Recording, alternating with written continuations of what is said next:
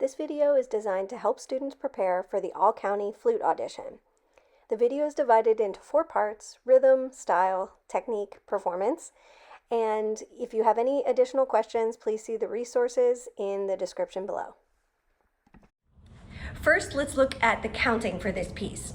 We have to count in compound time, which just means that the beat is divided into 3 parts instead of our usual 2 or 4 parts. So to do this, we're going to use the counts 1 lolly, 1 lolly, 1 lolly as the basic subdivision for this music. If you look in measure 21, you can see all of these subdivisions there. So right at 21, it would be counted 1 lolly for 21 and 22. Then in 23, the first quarter note would get 1 la, and the last note would get the li. So it would be 1 li. 1 li. And if you put that bar on repeat, it would sound 1 li, 1 li, 1 li. Then we get into something that's a little bit more complicated when we add in the 16th notes. To count the 16th notes, we're going to look at measure 5. Here we can still find the 1 la li within this measure, but in between each of those counts, you're going to add a ta. So it's a mouthful, but it's 1 ta la ta li ta. So that whole bar in measure 5 would be 1 ta la ta li ta. If we put it on repeat, 1 ta la ta li ta, 1 ta la ta li ta, 1 ta la ta li ta. It sounds like a lot, but it really can help you understand how to count in compound time, and it maintains the feel that you want to have in compound time. Instead of doing 1 and 2 and 3 and, we want to feel this with a little bit more lilt. So 1 ta la ta li ta, 1 ta la ta li ta has a different feel than 1 and 2 and 3 and, 1 and 2 and 3 and. Just kind of gets more angular, but 1 ta la ta li ta has a little bit more musical sense that's closer to the style of this piece. So just looking then at the beginning, we would have this first bar would be 1 ta li. So that first note would get 1 ta la, then you'd have ta li, and then the last note also has the last ta. Right? So 1 ta la ta li ta, 1 ta li 1. This is how you would count that. The second bar would be 1 la ta li ta 1, going into the next bar. And if you want to hear the whole first half, so this will be measures 1 through 10, they would sound like this. 1 ta li, 1 la ta li ta, 1 ta la ta li ta, 1 la ta li ta, 1 ta la ta li ta, 1 ta la ta li ta, 1 ta la ta li ta, 1 ta la ta li ta, 1 ta li ta 1. Okay, and that's that whole first half of the piece. Then the second half of the piece would be counted 1 li, 1 ta li, 1, 1. 1 li, 1 ta li, 1, 1. 1 li, 1 li, 1 la li, 1 la li, 1 li, 1 ta li, 1. Understanding how this counting works is important, of course, for the rhythm, but it's also really critical that you understand this rhythm so that your fingers can work really accurately when you get into the technical passages here at the beginning. A few tips about the style for this piece. There are several accents that are printed here, and I believe that these accents should just feel a little bit more weighted with the breath.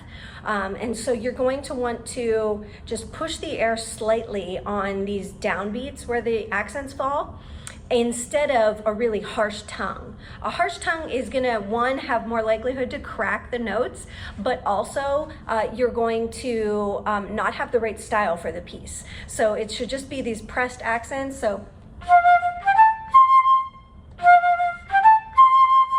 right, instead of, right, with these really harsh accents with the tongue. Next, I would suggest that you not try to play too soft in measure 11, but instead, I would encourage you to do a crescendo, a little bit of a crescendo from measure 9 to measure 10, so that it appears that you're doing that contrast when you get to measure 11. So that might sound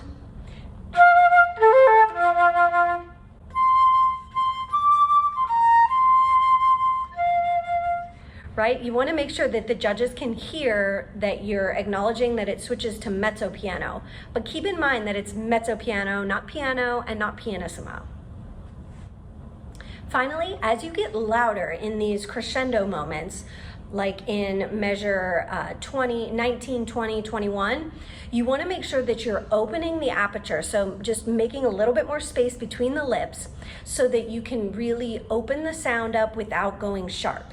Okay, so we make just like a little bit more space in the embouchure so that the tone has more room to resonate. It would be the difference between where I'm really opening the embouchure and right where it goes, the sound goes totally haywire if you don't open that aperture. So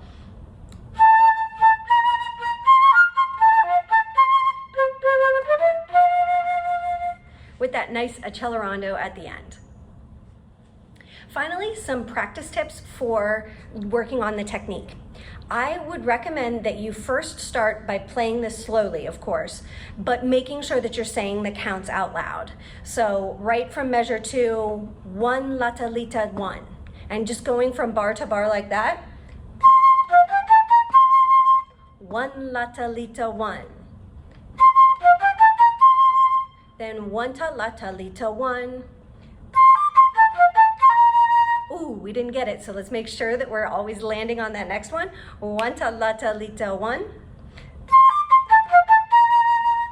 You can practice the accents at this tempo. You can make sure that you're getting all of the notes really accurately and as slow as you need to, but always in time. It's also really critical that you practice going over the bar line. So you want to make sure that you're not stopping on the last note of the bar, but actually connecting it to the next beat or the next bar in this case. Another way that you can practice this is to work on it in groupings. Okay, to do this, we're going to start in measure 5 and just look at these 4 bars here. I'm going to change the rhythm here. Instead of playing all 6 notes evenly, I'm going to play them in the rhythm 1 and 2 E and a, 1 and 2 E and a. So the first 2 notes, the ones that are slurred, are going to be 8th notes, and then I'll play 16th notes. It'll sound like this.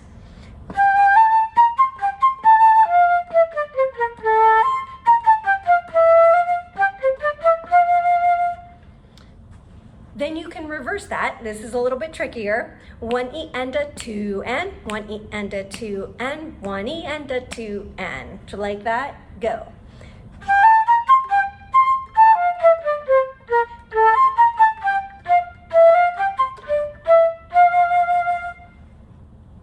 Finally, you can practice it as in the rhythm of 1, a 2 E and a 1, a 2 E and a. So those the first note will be long, and then the rest will be faster.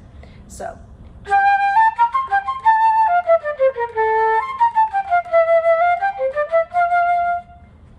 Going through those practice rhythms at various tempos, so trying to speed it up as you go, can be really helpful. And just working on one measure at a time, connecting it to the next measure, is also a really great way to work on building your technique. Small sections at a time, don't play through the whole passage even. The important thing is that you make sure that you are accurate every time. Don't practice mistakes, right? We want to make sure that we're getting it really accurate right from the beginning at whatever tempo you're playing it. Then you can build it up from there.